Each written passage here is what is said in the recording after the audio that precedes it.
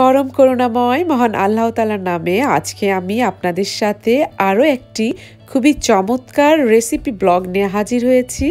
আসসালামু আলাইকুম, আপনাদের সবাইকে আমন্ত্রণ জানাচ্ছি আমার এই চ্যানেলটিতে বিডি মাম্মি ইন ইউকে।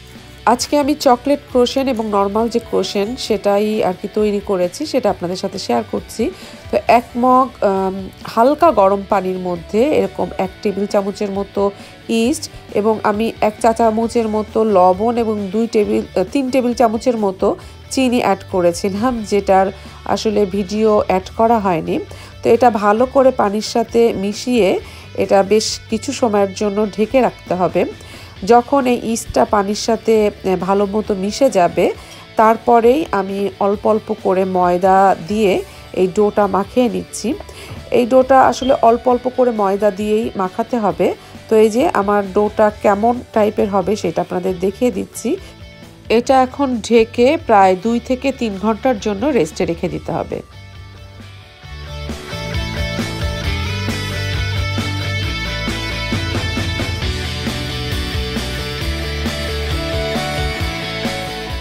দেখতে পাচ্ছেন আমার ডোটা ফুলে একেবারে দ্বিগুণ হয়ে গেছে। তো এইটাকে এখন আবার ময়ান করে নিতে হবে।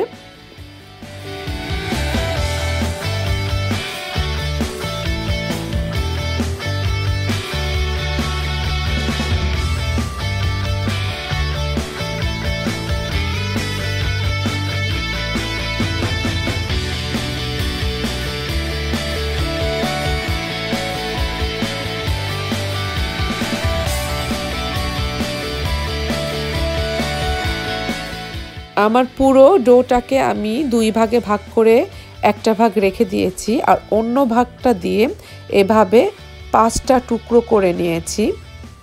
এখন এইটাকে এরকম ছোট ছোট করে লুচির মতো করে বেলে নিতে হবে।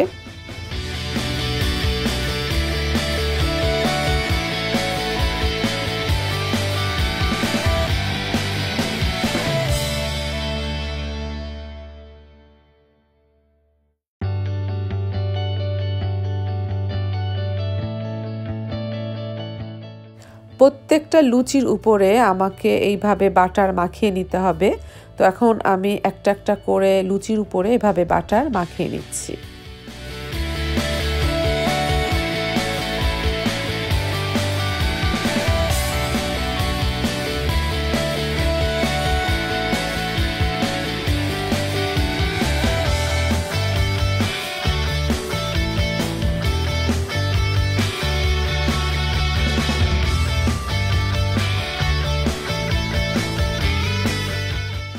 এই লুচিগুলোকে এখন একটার উপরে আরেকটা এভাবে রেখে দিতে হবে।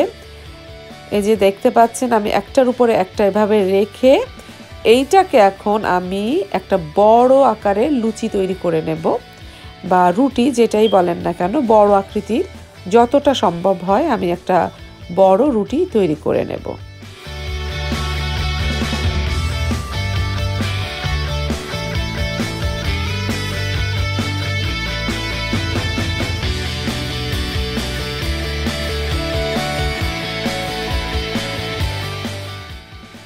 তো এইটা তৈরি করতে করতে আমি আমার পুরানো কথাটা আবার রিপিট করছি।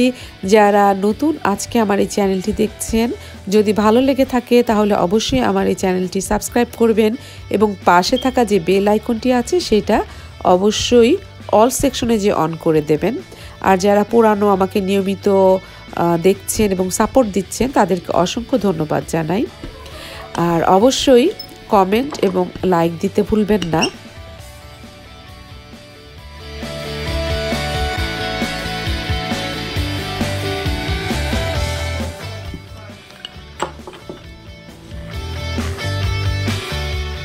যত বড় তৈরি করা যায় ততই ভালো হবে।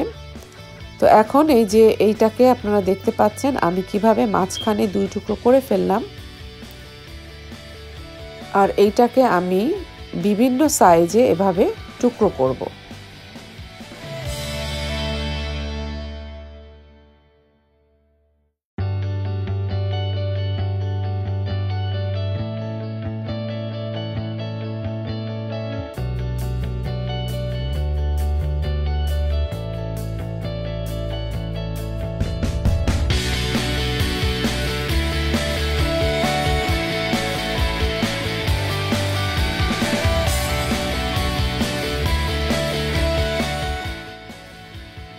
এখন এখানে আমি ক্যাডবেরি চকলেট মিল্ক চকলেট যেটা সেটা নিয়েছি।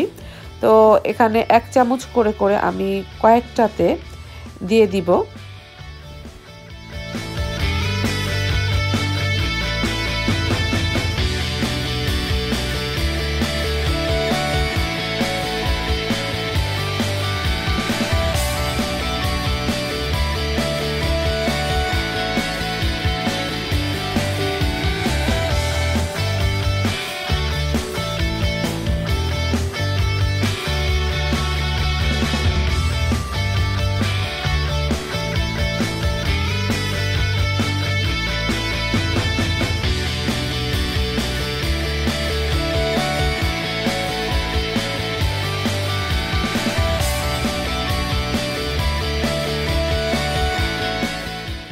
এখন আমি এই যে দেখতে পাচ্ছেন এই সাইড থেকে মুড়ে মুড়ে এভাবে আমি একটা ক্রোশেন্টের যে শেপটা থাকে সেটা দেওয়ার চেষ্টা করছি।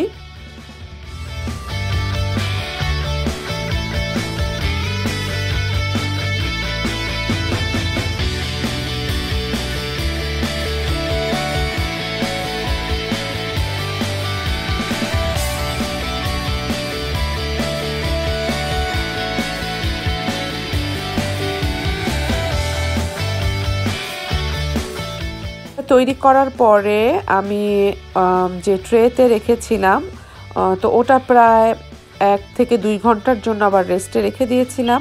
তো যখন এটা আবার ফুলে উঠেছে এখন একটা ডিম ভালো করে ফেটিয়ে নিয়ে সেটা দিয়ে আমি এভাবে ব্রাশ করে দিচ্ছি।